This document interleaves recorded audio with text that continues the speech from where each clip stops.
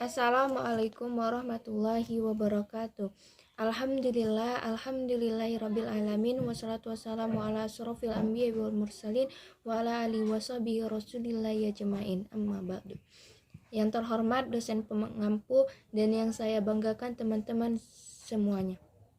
Baiklah, di sini kami akan membahas tentang tasyrik pada masa Umayyah. Sebelumnya, dinasti Umayyah berdiri setelah wafatnya atau terbunuhnya Imam Ali bin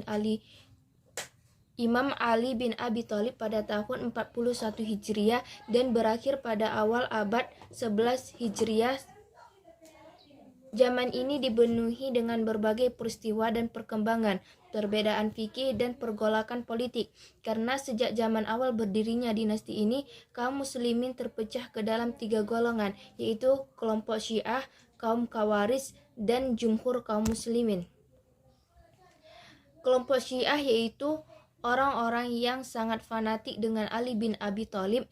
Mereka menganggap khalifah hanya untuk Ali dan keturunannya, sehingga urusan khalifah menurut mereka sama dengan warisan Nabi dan bukan dengan cara baiat. Kemudian kelompok Khawarij yaitu mereka yang kecewa dengan adanya proses tahkim atau perdamaian pada zaman Khalifah Muawiyah, lalu mereka mengkafirkan Ali bin Muawiyah. Mayoritas mereka berpendapat wajib melantik seorang khalifah taat agama, adil, mutlak, tegas dan keras, dan tidak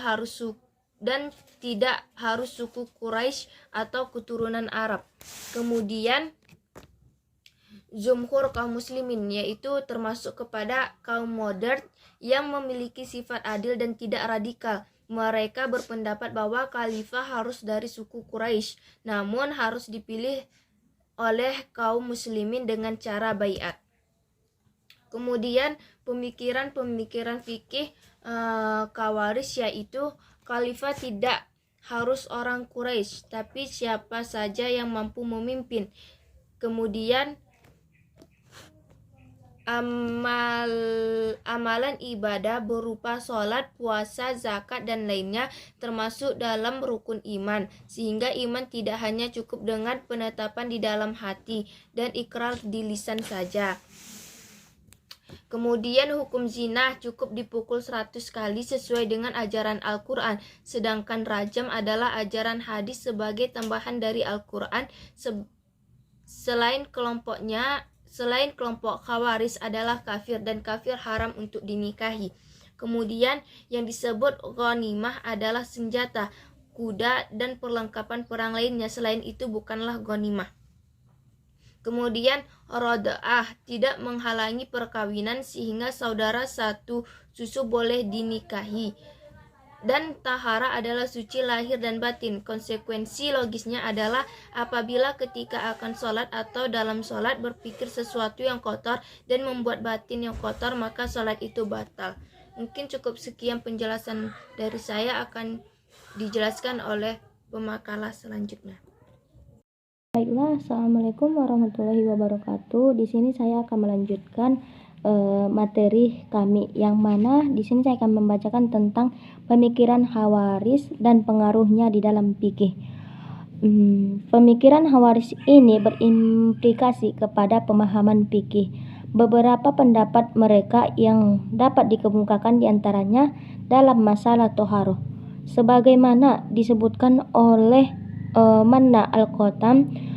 Kaum Khawarij salah satu kelompok Islam yang paling ekstrim dalam melihat sesuatu, baik itu dalam iman ataupun kekafiran. Begitu pula dalam ibadah, mereka menekankan pada sesuatu yang abstrak dan runaya, bukan jasadnya atau materi. Contohnya adalah dalam toharoh. Bagi Khawarij, bersuci tidak hanya sebatas mensucikan anggota badan atau dalam wudhu misalnya, tetapi tidak penting di dalam mensucikan hati dan perasaan. Implementasinya itu tidak hanya kencing dan buang air besar membatalkan wudhu, tetapi juga ketika seorang menyimpan dendam ataupun permusuhan, dengki ataupun memfitnah sesama manusia, maka wudhunya pun batal. dari Khawarij hanya mengakui Al-Quran sebagai satu-satunya sumber tasyri' sehingga mereka tidak mengakui adanya sunnah ijma ataupun yang lainnya. Akibat adalah mereka selalu mementingkan mengakui adanya sunnah ketika salah satu paham berbeda dengan Al-Quran. Al tersebut ketika mereka menilai sebagaimana para sahabat atau tabi'in menggunakan surah ataupun berijma. Kemudian Al-Quran ataupun Nas mempunyai dua arti, yang mana lahir dan batin tidak mengetahui keduanya.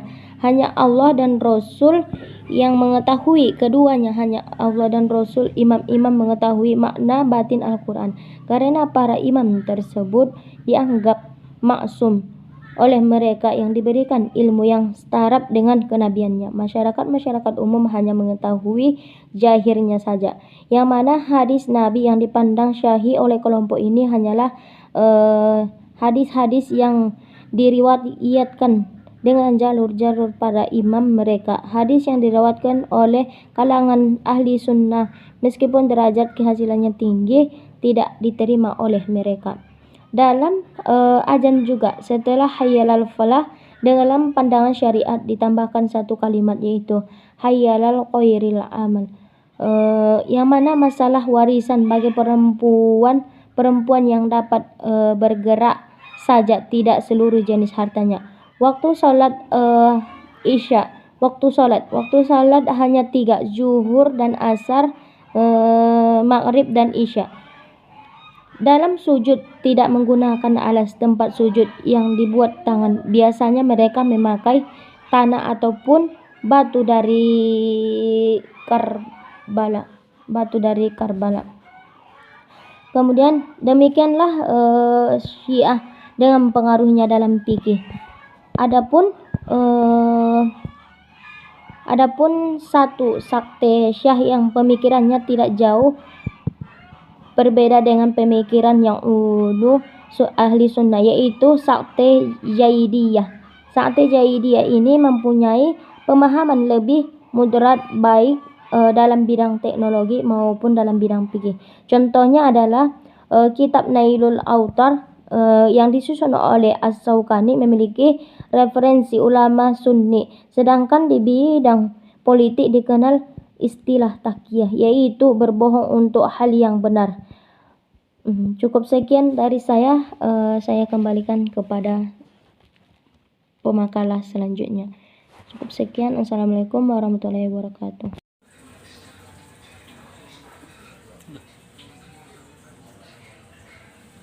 Baiklah, di sini saya akan melanjutkan materi kami, di mana selain itu pada periode ini setiap ada persoalan fuqaha kembali kepada Al-Quran sebagai dasar agama, kemudian merujuk kepada sunnah Nabi jika tidak ditemukan hukum suatu masalahnya dalam Al-Quran. Jika dari kedua warisan itu tidak ditemukan ketentuan hukumnya, mereka berkumpul bermusyawarah untuk membicarakan persoalan itu. Dan bila terjadi kesepakatan, barulah diputuskan hukum dari persoalan yang mereka hadapi, dan kemudian dikenal dengan ijma. Pada bahasa sahabat, kaum muslimin telah memiliki sumber rujukan utama yakni Al-Quran dan hadis. Namun ketika kedua sumber ini tidak ditemukan, ketentuan-ketentuan hukum dari suatu kasus yang dihadapi, mereka berijtihad sendiri, baik dengan cara kias atau berpedoman kepada kemaslahatan umat. Hukum Islam Khawarij, Syiah dan Jumhur. Di antaranya pendapat mereka tentang hukum Islam adalah sebagai berikut. Yang pertama, nikah mut'ah adalah termasuk syariat Islam, tidak termasuk golongan mereka, juga tidak menghalalkannya. Yang kedua, wanita hanya dapat mewarisi benda bergerak dari mayit. Yang ketiga, waktu sholat hanya ada 3, yaitu pertama zuhur, azan dikerjakan sekaligus pada waktu salah satunya kedua maghrib dan isya dikerjakan sekaligus pada waktu salah satunya. Ketiga, subuh. Sedangkan Hawaris berpendapat bahwa pemimpin itu untuk umat dan umatnya untuk berhak memilih dan memperhatikannya. Di antaranya pendapat mereka adalah bahwa perbuatan merupakan bagian dari iman, sehingga iman saja tidak cukup kalau tidak diamalkan dalam perbuatan. Dalam babakan hukum Islam, kaum ini mempunyai beberapa pendapat, di antaranya yang pertama, tidak ada hukuman rajam bagi wanita berzina muhsan.